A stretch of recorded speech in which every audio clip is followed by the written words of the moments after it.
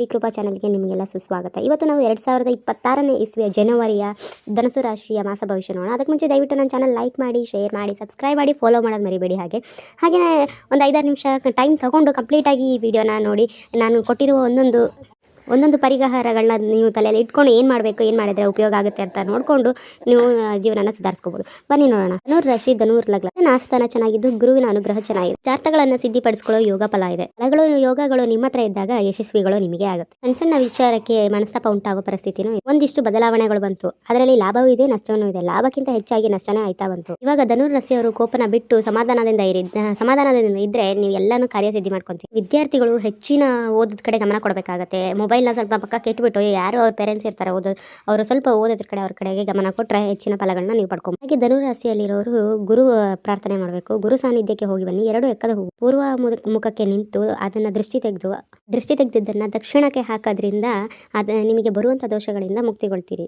ಕುಲದೇವರನ್ನ ಪ್ರಾರ್ಥನೆ ಮಾಡಿಕೊಂಡು, ನಿಮ್ಮ ಇಷ್ಟದ ದೇವತೆಗಳನ್ನ ಪ್ರಾರ್ಥನೆ ಮಾಡಿಕೊಂಡು ನೀವು ನಡೆದ್ರೆ, ಮನೆ ಹಿರಿಯರ ಮಾತನ್ನ ಕೇಳ್ಕೊಂಡು ನಡೆದ್ರೆ ಖಂಡಿತವಾಗಿ ನಿಮಗೆ ಇಷ್ಟಾರ್ಥಗಳು ಸಿದ್ಧಿಯಾಗುತ್ತೆ. ನಾನು ನನ್ನದು ಅಂತ ಮದ ಮಾತ್ಸರ್ಯದಿಂದ, ಅಹಂಕಾರದಿಂದ ಆಡುವಂಥ ಹೊತ್ತು ಆಗಿರ್ತದೆ. ಅದು ನಾವು ಅನ್ಕೊಂತೀವಿ ಒಂದೊಂದ್ಸರಿ, ಯಾಕೆ ಈ ವ್ಯಕ್ತಿ ಹಿಂಗೆ ಆಡ್ತಾನೆ, ನಮ್ಮ ಕನ್ನಡ ಆಗೋದಿಲ್ವಾ, ಏನು ದ್ವೇಷ ಸಾಧಿಸ್ತಿದ್ದಾನ ಅಂತ. ಆದರೆ ಆ ವ್ಯಕ್ತಿ ಆಡ್ತಿರೋದಲ್ಲ, ಆ ವ್ಯಕ್ತಿ ಜಾತಕದಲ್ಲಿ ಇರೋ ಗ್ರಹಗಳು ಅವನ್ನ ಹಂಗೆ ಆಡಿಸ್ತಾ ಇರೋದು. ಅವರ ಮನೆಯವ್ರಿಗೆ ಗೊತ್ತಿರುತ್ತೆ ಅವ್ರು ಎಂಥ ಸ್ವಭಾವದವರು ಅಂತ. ಅಂದ್ರೂ ಅವರ ಗತಿಗಳು ಅವ್ರನ್ನ ಆ ಥರ ಮಾಡುವಂಗೆ ಇರುತ್ತೆ. ಅವ್ರ ಮನೆಯವರು ಅಂತ ಒಂದೊಂದ್ಸರಿ ಅನ್ಕೊಂತಾರೆ, ಅವ್ರ ಫ್ರೆಂಡ್ಸ್ಗಳೆಲ್ಲ ಒಂದು ಯಾವಾಗಲೂ ಶಾಂತ ಸ್ವಭಾವದಲ್ಲಿ ಇರ್ತಾನಲ್ಲ, ಏನಾಯಿತು ಅಂತ. ಆದರೆ ಒಂದ್ಸರಿ ಅವರು ಎದ್ದು ನಿಂತ್ಕೊಂಡ್ರೆ ಕಿರ್ಚ್ಕೊಂಡು ಅದು ಏನಾಯಿತು ಅಂತಲೇ ಯಾರಿಗೂ ಗೊತ್ತಾಗೋದಿಲ್ಲ. ಅದು ಅವ್ರು ಮಾಡ್ತಿರೋದಲ್ಲ, ಅವ್ರ ಗ್ರಹಗತಿಗಳು ಅವ್ರನ್ನ ಹಂಗೆ ಆಡಿಸ್ತಾ ಇರೋದು. ನಿಮಗೆ ಅರಿವಿಲ್ಲದೆ ಅದು ಏನಾಗ್ತಾ ಇದೆ, ಏನು ತೊಂದರೆ ಆಗ್ತಾ ಇದೆ, ನನ್ನ ಜೊತೆ ಇಂಥದ್ದೇ ನಡೀತಿದೆಯಾ ಅನ್ನೋದು ನಿಮಗೆ ಅರಿವಿರೋದಿಲ್ಲ, ಹಂಗೆ ನಡೆದೋಗುತ್ತೆ. ಈ ಥರ ಆಗಬಾರ್ದು ಅಂತ ಹೇಳಿದ್ರೆ ನೀವು ಮಾಡಬೇಕಾಗಿರೋದು ಒಂದು ಸಣ್ಣ ಪರಿಹಾರ, ತಂತ್ರಸಾರ. 1 ಚಿಟಿಕೆಯಷ್ಟು ಉಪ್ಪು ತಗೊಳ್ಳಿ, 1 ಚಿಟಿಕೆಯಷ್ಟು ಬೆಲ್ಲ ಅಥವಾ ಸಕ್ಕರೆ ತಗೊಳ್ಳಿ. ಉಪ್ಪು, ಸಕ್ಕರೆ ಅಥವಾ ಬೆಲ್ಲ ಸೇರಿರೋದನ್ನು ದೃಷ್ಟಿ ತೆಗೆದುಬಿಟ್ಟು ಅದನ್ನು ಒಂದು ಗ್ಲಾಸಲ್ಲಿ ನೀರಿಗೆ ಹಾಕಿಬಿಡಿ. ದೃಷ್ಟಿ ತೆಗೆದಿದ್ದನ್ನು ಅದನ್ನು ಒಂದು ಸೈಡಲ್ಲಿ ಇಡಿ ಸ್ವಲ್ಪ ಹೊತ್ತು. ಆಮೇಲೆ ಪುನಃ ಅದರಲ್ಲಿ ದೃಷ್ಟಿ ತೆಗೆದುಬಿಟ್ಟು ಒಂದು ಹಸಿರು ಗಿಡದ ಮೇಲೆ ಹಾಕಿಬಿಡಿ. ಇದನ್ನು ಮಾಡೋದ್ರಿಂದ ನಿಮಗೆ ಬರುವಂಥ ದೋಷಗಳು, ಈ ಥರ ಕಾಡಿಸ್ತೀರ ನಿಮ್ಮ ಗ್ರಹಗತಿಗಳು, ಆದಷ್ಟು ನಿಮಗೆ ಅದರಿಂದ ಮುಕ್ತರಾಗ್ತೀರಾ.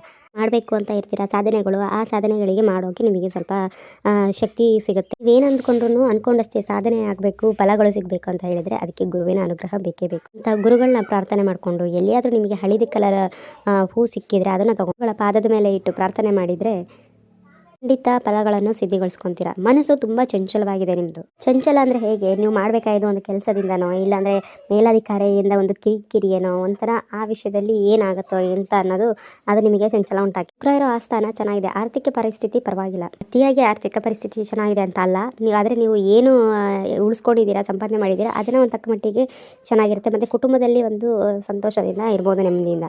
ಗುರುಗಳ ಸಾನ್ನಿಧ್ಯಕ್ಕೆ ಇಲ್ಲ ನೀವು ಇಷ್ಟಪಟ್ಟ ದೇವತೆಗಳ ದೇವಸ್ಥಾನಕ್ಕೆ ಹೋಗಿ ಬರುವಂಥದ್ದು ತುಂಬ ಉತ್ತಮ. 1 ಚಿಟಿಕೆ ಕಡಲೆಬೇಳೆ, ಎಲ್ಲಾದರೂ ಒಂದು ಔದುಂಬರ ವೃಕ್ಷ ಸಿಕ್ಕಿದಾಗ ಅದನ್ನು 1 ಚಿಟಿಕೆ ಕಡಲೆಬೇಳೆ ತೊಗೊಂಡೋಗಿ ಆ ಕಡಲೆಬೇಳೆನ ಕೈಯಲ್ಲಿ ಹಿಡಿದುಕೊಂಡು ಔದುಂಬರ ಮರನ 3 ಸುತ್ತು ಬಂದು ಈ ಒಂದು ದೀಪ ಹಚ್ಚಬೇಕು. ಅಲ್ಲಿ ದೀಪ ಹಚ್ಚೋದ್ರಿಂದ ನಿಮ್ಮಲ್ಲಿರುವ ಕತ್ಲೆಗಳು ಮತ್ತು ಗ್ರಹಗಳಿಂದ ನಿಮ್ಗೆ ಏನೇನು ತೊಂದರೆ ಆಗ್ತಾ ಇದೆ ಅದನ್ನು ಒಂದು ತಕ್ಕ ಮಟ್ಟಿಗೆ ನಿಮಗೆ ಅದನ್ನು ದೂರ ಇಡ್ಬೋದು. ಮನೆಯಿಂದ ಹೊರಡಬೇಕಾದ್ರೆ ಉತ್ತರ ಮುಖವಾಗಿ ನಿಂತು ನಿಮ್ಮ ಮನೆ ದೇವರನ್ನ ಪ್ರಾರ್ಥನೆ ಮಾಡಿ, ಸಾಧ್ಯವಾದರೆ ಶ್ರೀಗಂಧನ ತಗೊಂಡು ಅದನ್ನು ಅರ್ತು ನೀವು ಮನೆ ದೇವರನ್ನು ಪ್ರಾರ್ಥನೆ ಮಾಡ್ಕೊಂಡು ಇಂಥ ಕೆಲಸಕ್ಕೆ ಹೋಗ್ತಾ ಇದ್ದೀನಿ ಅಂತ ಹೇಳಿ ಅದನ್ನು ಹಣೆಗೆ ಹಚ್ಕೊಂಡು ಹೋಗಿ. ಆಗ ನಿಮ್ಮ ಎದುರುಗಡೆ ಯಾರು ಬರ್ತಾರೆ ಅದನ್ನು ನೋಡ್ತಾರೆ, ಅವರಿಗೆ ನಿಮ್ಮ ಮೇಲೆ ಕೋಪ, ಕ್ರೋಧ ಅನ್ನೋದು ದೂರ ಆಗಿ ಶಾಂತಿಯಾಗಿ ನಿಮ್ಮ ಕೆಲಸ ಸದಾರವಾಗಿ ಹೋಗೋಕ್ಕೆ ಅದು ಈಸಿ ಆಗುತ್ತೆ. ಶ್ರೀಗಂಧದಲ್ಲಿ ಇರುವ ತಾಕತ್ತು ಇದು ನಮ್ಮ ಖಂಡಿತವಾಗ್ಲೂ ಮಾಡಿ. ಚಂದ್ರನ ಆಸ್ಥಾನ ಚೆನ್ನಾಗಿದ್ದಾಗ ಯಾವುದು ಬೇಕಾದರೂ ನಾವು ಪಡ್ಕೊಬೋದು. ಚಂದ್ರ ಅಂದರೆ ಯಾರು? ಮನಸ್ಕಾರಕ. ಮಾತೃವಿನ ಪ್ರೀತಿ ಪಡೀಲಿಕ್ಕೆ, ತಾಯಿಯ ವಾತ್ಸಲ್ಯ ಪಡೆಯಲಿಕ್ಕೆ ಆ ಚಂದ್ರನೇ ಕಾರಣ. ಚಂದ್ರ ಚೆನ್ನಾಗಿದ್ರೆ ಎಲ್ಲ ಯೋಗಗಳು ಯಾವುದ್ರಲ್ಲಾದರೂ ಗೆಲ್ಬೋದು ನೀವು. ಶಾಂತಿ ಸಮಾಧಾನದಲ್ಲಿದ್ದು ಆ ಸಮಯದಲ್ಲಿ ಬರುವ ಒಂದು ಗೊಂದಲ, ಮನಸ್ಸಿಗೆ ಶಾಂತಿಗೆ, ಭಯದ ವಾತಾವರಣಕ್ಕೆ ಯಾವುದಕ್ಕಾದ್ರೂ ಇದು ಎಲ್ಲವನ್ನು ದೂರ ಮಾಡ್ಕೊಬೇಕಾದ್ರೆ ಆತ್ಮವಿಶ್ವಾಸ ಬೇಕೇ ಬೇಕು. ಯಾರು ಏನೇ ಹೇಳಿದ್ರು ನಾವು ಮಾಡ್ತೀವಿ, ಅದು ನಮಗೆ ಮಾಡೋಕ್ಕಾಗ್ತದೆ, ನಾವು ಕುಗ್ಗೋದಿಲ್ಲ ಅನ್ನೋ ಒಂದು ಆತ್ಮವಿಶ್ವಾಸ ನಿಮ್ಮಲ್ಲಿದ್ದರೆ ಯಾವಾಗಲೂ ಯಾವ ಹೆಜ್ಜೆಲಾದರೂ ನೀವು ಧೈರ್ಯದಿಂದ ಮುಂದೆ ಹೋಗ್ಬೋದು, ಎಲ್ಲನೂ ಸಾಧನೆ ಮಾಡ್ಬೋದು. ಧೈರ್ಯ ಬರಬೇಕು ಅಂತ ಹೇಳಿದ್ರೆ ನಿಮ್ಮಲ್ಲಿ ಒಂದು ಶಕ್ತಿ ಇರಬೇಕು, ಆ ದೈವಶಕ್ತಿ ಇರಬೇಕು.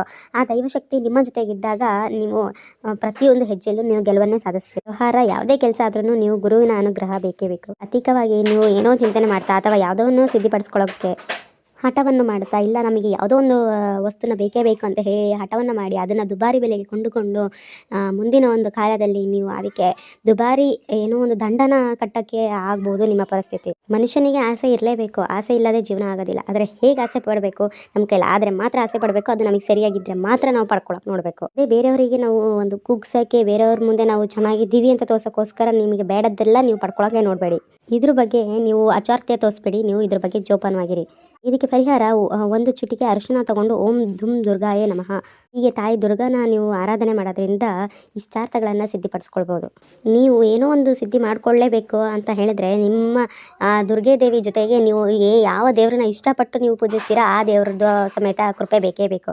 ಅದಕ್ಕಾಗಿ ಅಕ್ಕಿಗೆ ಅರಿಶಿಣ ಮಿಶ್ರಣ ಮಾಡಿ ಇದನ್ನು ಅಕ್ಷತೆ ಆಗಿ ಮಾಡಿ ಇದನ್ನು ದೇವ್ರ ಮನೇಲಿ ನಿಂತು ಅಂಗೈಲಿ ಇಟ್ಕೊಂಡು ಗುರುವಿನ ಪ್ರಾರ್ಥನೆ ಮಾಡಿಕೊಂಡು ನಂಬಿರೋ ದೇವರನ್ನು ಪ್ರಾರ್ಥನೆ ಮಾಡಿಕೊಂಡು ಯಾವ ದೇವರು ನಿಮ್ಮ ಧರ್ಮದ ದೇವರುಗಳನ್ನ ನೀವು ಪ್ರಾರ್ಥನೆ ಮಾಡಿಕೊಂಡು ಅದನ್ನು ಆಶೀರ್ವಾದ ಅಂತ ಹೇಳಿ ನಿಮ್ಮ ತಲೆ ಮೇಲೆ ಹಾಕ್ಕೊಂಡು ತದನಂತರ ನೀವು ಒಂದು ಉದ್ಯೋಗಕ್ಕೆ ನೀವು ಹೊರಡಿ. ಯಾವುದೋ ಒಂದು ಹೊಸ ಉದ್ಯೋಗನೇ ಆಗಲಿ ಇಲ್ಲ ದಿನನಿತ್ಯ ಉದ್ಯೋಗನೇ ಆಗಲಿ ಹೊರಡಿ. ಟೈಮಲ್ಲಿ ನಿಮಗೆ ಯಶಸ್ವಿ ಆಗುತ್ತೆ. ನಿಮಗೆ ಒಂದು ಧೈರ್ಯ ಅಂತ ನಿಮ್ಮ ಹಿಂದೆ ನಿಂತಿರುತ್ತೆ. ಆರೋಗ್ಯದ ಕಡೆ ಗಮನ ಇರಲಿ. ಒಂದಷ್ಟು ಮಂದ ಬುದ್ಧಿಯಿಂದ ಸಾಕ್ತಿದ್ದೀರೋ ಅಂತ ಮಾಡದೇ ಇರುವ ತಪ್ಪಿಗೆ ನಾನು ತಲೆ ಬಗ್ಗಿಸ್ಬೇಕೇನೋ ನಾನು ಅಂತ ಏನೋ ಒಂದು ನಿಮ್ಮ ಮನಸ್ಸಲ್ಲಿ ಚಿಂತೆಯಿಂದ ಮಂದ ಬುದ್ಧಿಯಾಗಿದ್ದೀರಾ. ಮೇಲಾಧಿಕಾರಿಯಿಂದ ಆಗಲಿ ನೀವು ಕೆಲಸ ಮಾಡೋ ಸಹಪಾಠಿಗಳಿಂದ ಆಗಲಿ ಇಲ್ಲಾಂದರೆ ನಿಮ್ಮ ಜೊತೆಗೆ ಒಂದು ಜಾಯಿಂಟ್ ಆಗಿ ಒಬ್ರಿಗೆ ಕೆಲಸ ಮಾಡ್ತಿರ್ತಾರಲ್ಲ ಅವರೇ ಆಗಲಿ ಅಲ್ಲಿಂದ ನಿಮಗೆ ಒಂದಷ್ಟು ತೊಂದರೆಗಳು ಕಂಡು ಬರ್ಬೋದು. ಅದರಿಂದ ಕಣ್ಣೀರು ಹಾಕೋ ಸಮಸ್ಯೆನೂ ಬರ್ಬೋದು. ವಯಸ್ಸಾದ ವೃತ್ತಿಯರು, ಸಣ್ಣ ಪುಟ್ಟ ಮಕ್ಕಳು ಅವ್ರ ಬಗ್ಗೆ ಸ್ವಲ್ಪ ಆರೋಗ್ಯದ ಬಗ್ಗೆ ಕಾಳಜಿ ವಹಿಸಿ. ಆಹಾರದಿಂದ ನಿಮಗೆ ಸ್ವಲ್ಪ ಆರೋಗ್ಯ ಕೆಡುವಂಥ ಪರಿಸ್ಥಿತಿ ಬರುತ್ತೆ. ಆದಷ್ಟು ಮನೆ ಆಹಾರನ ಸ್ವಚ್ಛವಾಗಿ ಮಾಡಿ ತಿನ್ನಿ. ಹೊರಗಡೆ ಆಹಾರ ಖರೀದಿದ ಆಹಾರನ ಸ್ವಲ್ಪ ಕಮ್ಮಿ ಮಾಡಿ.